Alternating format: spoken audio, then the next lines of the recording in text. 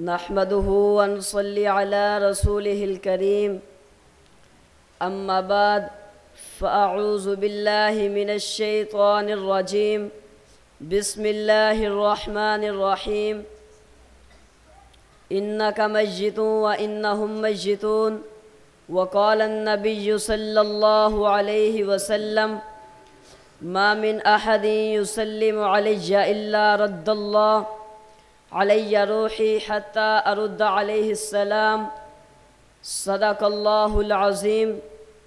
نبی افضل ہے اعلیٰ ہیں، نبی معصوم ہوتے ہیں، نبی افضل ہے اعلیٰ ہیں، نبی معصوم ہوتے ہیں، سبھی انسان ہیں خادم، نبی مخدوم ہوتے ہیں۔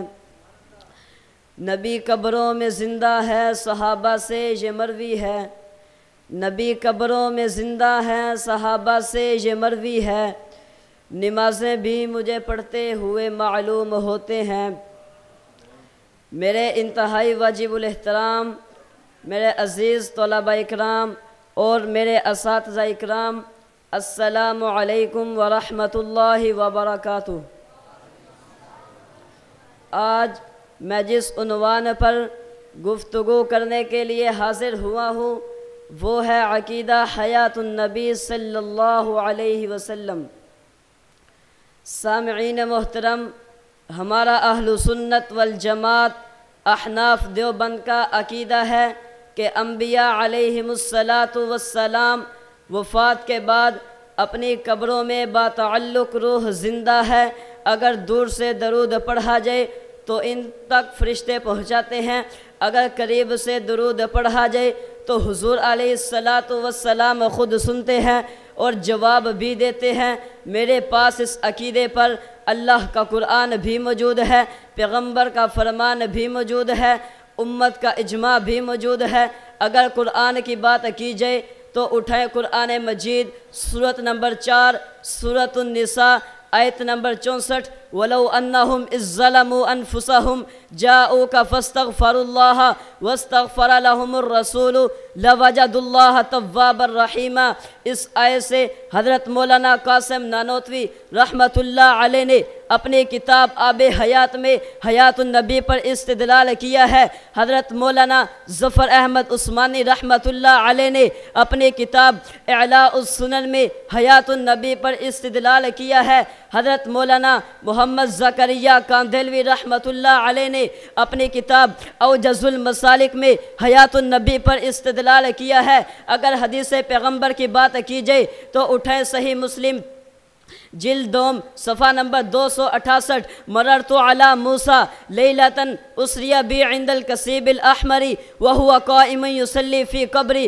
اگر حدیث پیغمبر کی بات کی جائے تو اٹھائے سنن ابی داؤد جلد 1 صفحہ نمبر 286، ما من احد یسلم علی الا رد اللہ علی روحی حتی ارد علیہ السلام۔ اگر حدیث پیغمبر کی بات کی جائے تو اٹھائے سنن ابن ماجہ صفحہ نمبر 118، ان اللہ حرم علی الارض ان تأکل اجساد الانبیاء فنبی اللہ حی یرزق۔ اگر بات اجماع امت کی جائے تو اس عقیدے پر امت کا اجماع بھی موجود ہے کہ انبیاء علیہم السلام اپنی قبروں میں حیات ہیں۔ علامہ ابن حجر حیثمی رحمۃ اللہ علیہ نے اپنی کتاب الدر المنضود فی الصلاۃ علی صاحب المقام المحمود میں لکھا پیغمبر کی حیات اجماع امت سے ثابت ہے۔ علامہ جلال الدین سیوطی رحمۃ اللہ علیہ نے اپنی کتاب الحاوی للفتاوی میں لکھا پیغمبر کی حیات اجماع امت سے ثابت ہے۔ حضرت مولانا رشید احمد گنگوہی رحمۃ اللہ علیہ نے اپنی کتاب فتاوی رشیدیہ میں لکھا پیغمبر کی حیات اجماع امت سے ثابت ہے۔ حضرت مولانا مفتی اعظم ہند مفتی کفایت اللہ دہلوی رحمۃ اللہ علیہ نے اپنی کتاب کفایت المفتی میں لکھا پیغمبر کی حیات اجماع امت سے ثابت ہے۔ حضرت مولانا خیر محمد جلندری رحمۃ اللہ علیہ نے اپنی کتاب القول النقی میں لکھا پیغمبر کی حیات اجماع امت سے ثابت ہے۔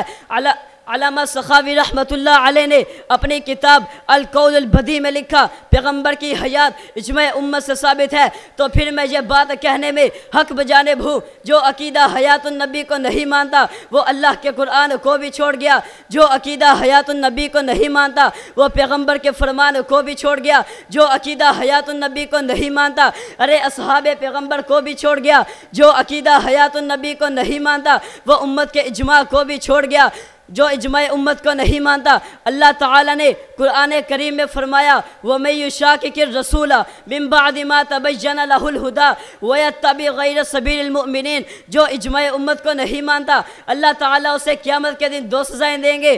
نمبر 1، قیامت کے دن جہنم میں داخل کریں گے۔ نمبر 2، ہدایت کی توفیق سلب کر لیں گے۔